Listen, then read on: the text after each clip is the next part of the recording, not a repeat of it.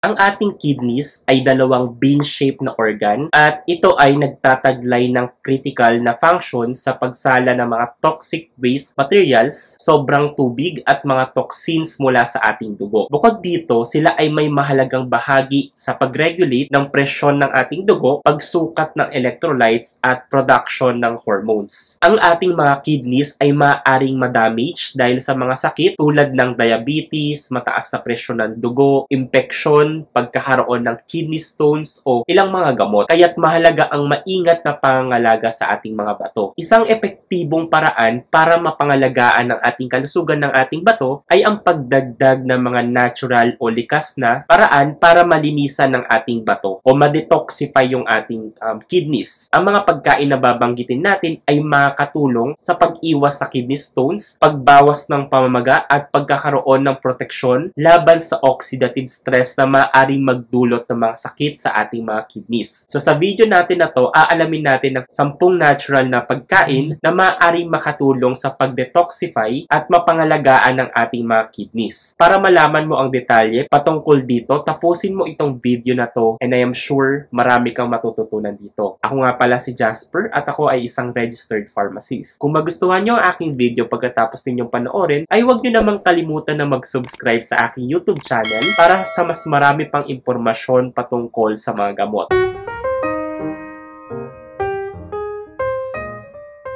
Mahalagang makapagkonsumo tayo sa pang-araw-araw ng mga natural na pagkain na galing sa ating kapaligiran. Mga gulay, prutas, karne, isda, gatas, at iba pa. Pero syempre sa tamang dami lang din. Mahalagang maiwasan natin ang mga pagkain na nakakasira sa ating bato tulad ng mga processed foods, mataas na content ng sodium sa pagkain tulad ng chichirya, pagkahilig sa mga maalat na pagkain, madalasang pagkonsumo ng mga pain relievers, paninigarilyo, inom ng alak at marami pang iba. Ngayon, ano nga ba yung 10 best na natural na pagkain na maganda para sa ating kidneys at makatulong para mag-detoxify o malinis ang mga toxic waste material na sumasagabal sa magandang function ng ating kidneys? So, unang-una na dyan, yung cranberries. Ang cranberries ay kilala sa kanilang benepisyo sa urinary tract. Naglalaman ng cranberries ng isang compound na tinatawag na quinine na nagiging hippuric acid sa ating katawan. Ito ay tumutulong sa pagtanggal ng sobrang uric acid mula sa ating bato. Dahil kapag labis-labis ang uric acid sa ating bato, ay maaaring ma-damage ito. Ang cranberries ay mayroon ding antioxidants at anti-inflammatory properties. Ibig sabihin, ang mga cranberries ay nakakatulong para mabawasan ang pamamaga at oxidative stress sa ating kidneys na maaaring magdulot ng kidney damage. Nakakatulong din ang cranberries para maiwasan ang urinary tract infection, which is common na chronic kidney disease.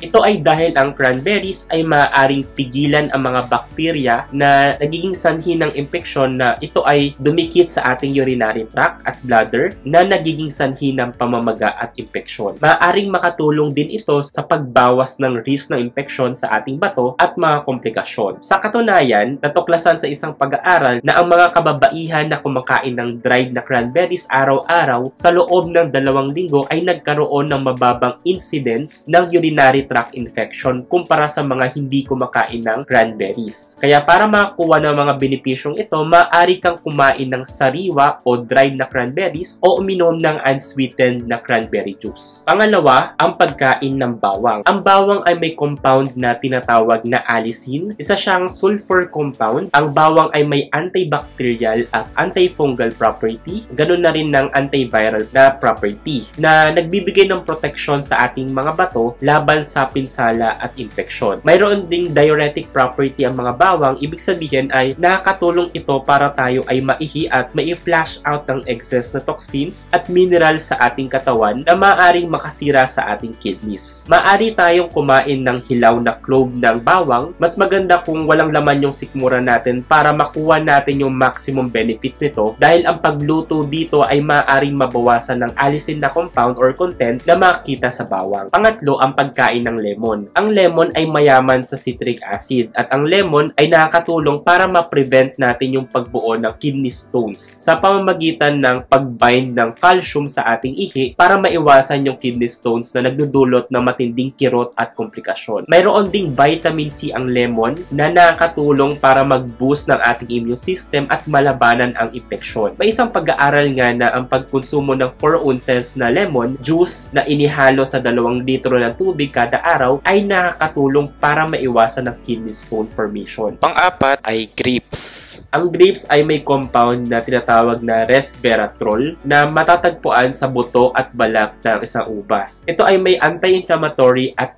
anti-fibrotic na mga properties. Ito ay nakakatulong para mabawasan ang pinsala sa ating bato, dulot ng pamamaga at pagkakaroon ng peklat or scarring sa ating mga bato. Mayroon ding citric acid ang grapes, which is natural acid na nakakatulong para maiwasan ang kidney stones. Ang ubas ay nakakatulong din para mapababa ang mataas na presyon ng ating dugo dahil sa sangkap nito na polyphenols. Ang pagkakaroon ng mataas na presyon ng dugo ay isa kasi yan sa mga leading cause ng pagkakaroon ng kidney failure in the future dahil ito ay maaaring ikasira ng ating blood vessels at mag-impair ng function ng ating kidneys. Pang-5, blueberries. Ang blueberries ay mayaman sa sangkap na tinatawag na anthocyanins. Isa sa mga antioxidants yan na makikita sa blueberries. Ito ay nagbibigay ng proteksyon laban sa oxidative stress at pamamaga na nakakatulong sa kalusugan ng ating mga bato. Pang-6, watermelon. Dahil ang watermelon ay may mataas na laman ng tubig na nasa 92%. Ito ay nakakatulong para ma-flush out ng ating kidney sa mga toxic materials at ito ay mayroon ding potassium na nakakatulong na magbalanse ng sodium content o level ng asin sa ating katawan. Dahil ang labis na sodium ay maaaring magdulot ng swelling o pamamanas at mag-increase ng pressure ng ating kidneys. Mayroon din itong lycopene at ito ay powerful antioxidant property laban sa kidney cancer. Pang-7, seaweed. Ang algae na makikita sa karagatan ay mayaman sa iodine at naglalaman ng antioxidant, anti-inflammatory agents at polysaccharides na maaaring mag-promote ng protection sa ating kidneys laban sa pinsala mula sa diabetes. Ngayon din naman, ang algae ay may compound na tinatawag na alginates na maaaring makatulong para mailabas natin sa ating katawan ang heavy metals at iba pang mga toxins. Pang-8, olive oil. Ang olive oil ay considered na healthy fats yan para ma-improve natin ang ating cardiovascular health at mapababa ang ating high blood pressure, which is main factor para magkaroon tayo ng kidney disease. Kapag kontrolado ang ating blood pressure ay maaari natin maiwasan ang kidney damage. Ang olive oil ay naglalaman ng oleic acid, isang monounsaturated fatty acids na nagpapabawas ng pamamaga at oxidative stress sa ating mga bato na sumusuporta rin naman sa cardiovascular health. Ang olive oil ay nagtataglay din ng polyphenols at mayroon ding antioxidant at anti-inflammatory property. Pang-9 naman ay pagkain ng mansanas. Ang mansanas ay puno ng antioxidants, fiber at vitamin C. Ang mansanas ay nagpapalakas ng ating immune system or ng ating immune health at nakakatulong para bumaba ang tsansa na magkaroon tayo ng cell damage dahil sa free radicals. Ito ay maganda sa ating kidneys laban sa mga oxidative stress, pamamaga at sa infeksyon. Samantalang ang soluble fiber or pectin ay nakakatulong naman para mapababa ang antas ng kolesterol at asukal sa ating dugo, which is content din ng mansanas. At pang-10